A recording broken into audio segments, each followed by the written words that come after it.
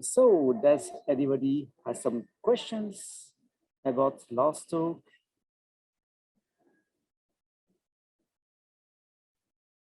So maybe I can begin with one question. So you describe your track and all the difficulties that you had, and that are really typical, I would say, of what many autistic people experience. So but in the end, you mentioned that allies could be people, or it could be kind of institutions. Could you develop a little bit on that, and maybe tell us about something that we maybe found out in many situations, which is the fact that when an autistic person finds an ally, it can last for a very long time. It can be during the studies and then during employment and all that. Was it the case for you, or did you have other experiences like having some allies when you were students and some allies maybe later? Whether you mentioned it was beginning at the big, it was difficult at the beginning to find allies. But when you found them, did you try to stick to them, or did you change sometimes?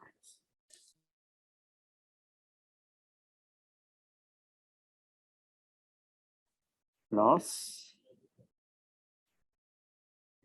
can you unmute, please? Thank you. Thanks, Backstrom, for that question. It was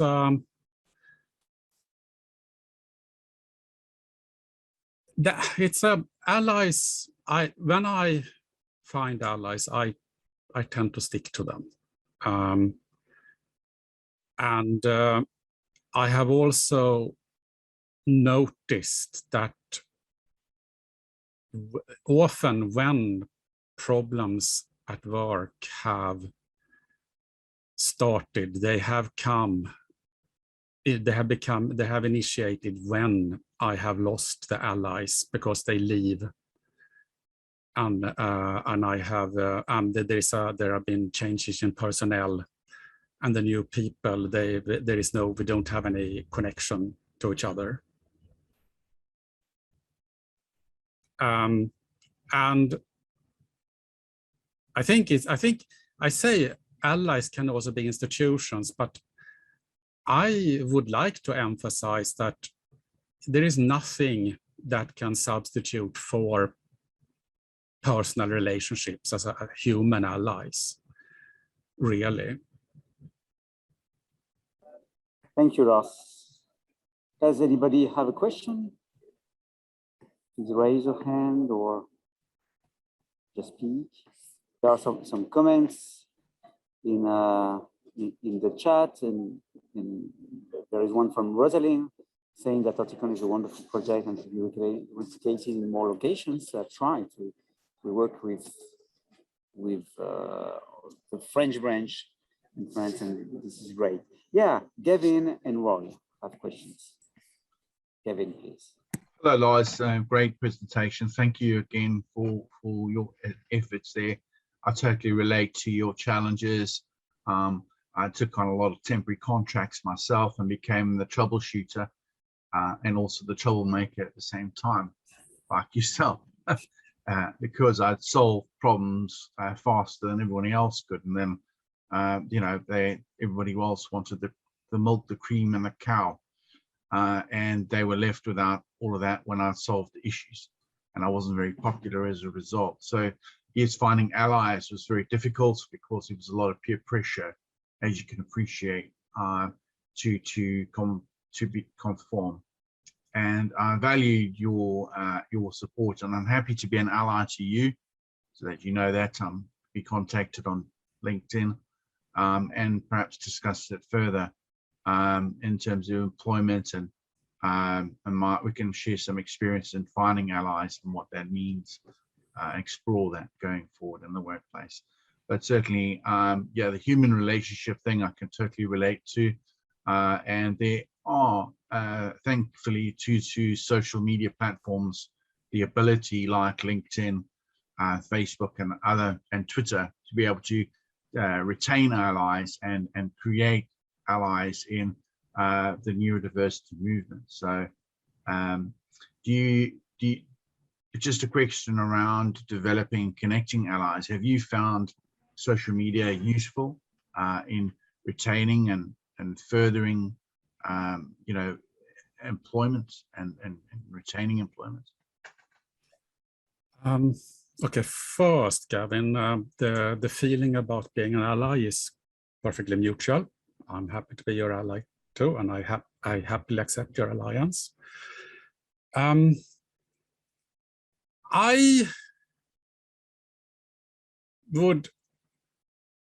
don't think I'm kind of a natural social platform user. I came into all of that very late, and I still find LinkedIn a bit of a mystery to me. But so finding new allies, yes, I have found new allies via LinkedIn and found no contacts via LinkedIn. But I don't think it is my, and indeed also Facebook, but it's not my primary platforms. I think primary platforms is shared interests. That is also something that is very typical for, if it is something that perhaps is very typical for people on the autistic spectrum, is the shared interests, that is how we really bond with each other. What I have found, at least that goes for, in my experience, a lot of us. On the other hand, I find both LinkedIn and Facebook useful for maintaining contact. And a lot of my friends, I do keep in touch using LinkedIn and Facebook because it makes it easier. Thank you very much, Lars. We have a question from Roy.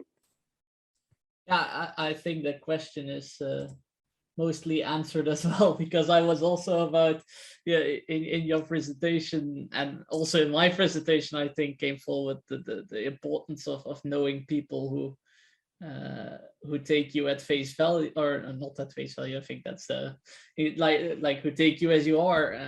And what my question was, what was your first step in finding them? But I think you already half answered that through Gavin's question.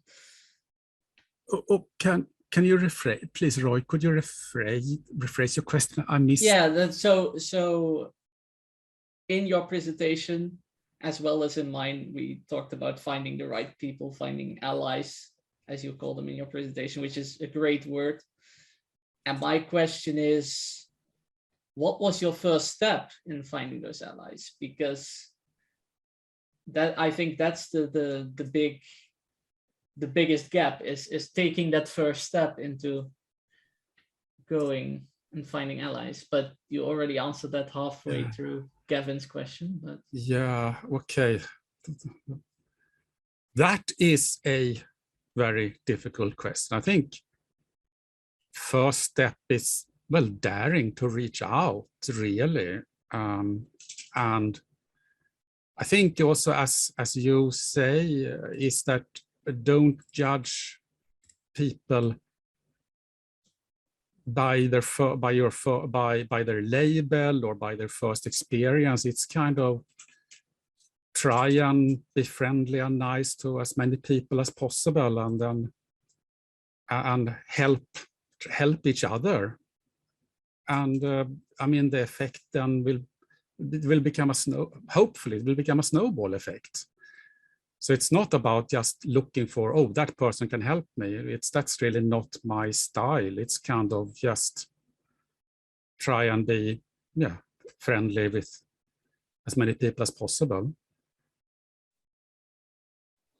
Thank you. We still have 4 minutes. So if somebody has another question, there is a question in the chat from Adriana. Lars, could you give me your email address? Okay, yeah. So this is for contact. So you would do that in the chat. So does anybody have another question? Yes, Mark. Hello, hi Lars. I was quite touched with what you said about moving from Sweden to the UK and suddenly being perceived and accepted in a different way. And do you think that is still the case if you go back to Sweden now? that the society is different in how autistic people are perceived and integrated? I cannot say I'm completely up to date, but in some ways it has gone backwards as far as I understand. Say, I did my military service as a non-commissioned officer at a guard regiment. I was undiagnosed. But nowadays, if you're autistic, you are not even, you don't do military service, you're exempt from military service. Despite that, history teaches us that a lot of generals could very well have been autistic, and not in the least Lord Wellington himself. And in other, and also that I think also there's some limitations on autistic people getting driving licenses in Sweden.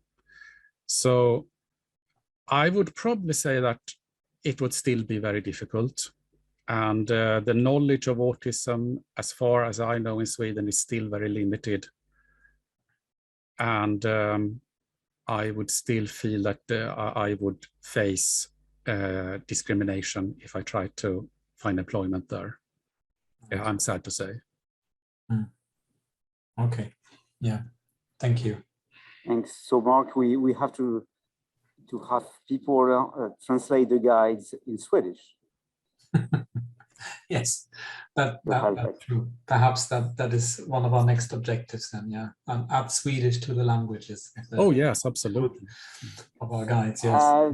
There's a question from Peter asking, well, saying that he thought that in Sweden there are firms that only hire ASPs. Is it the case, like Auticon or other kind of this?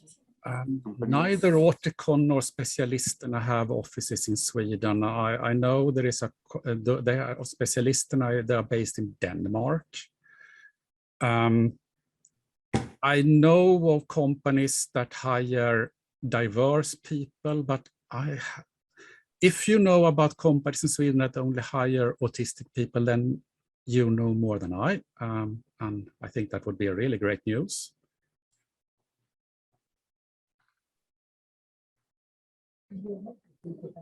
I don't know, Peter, if you want to reply.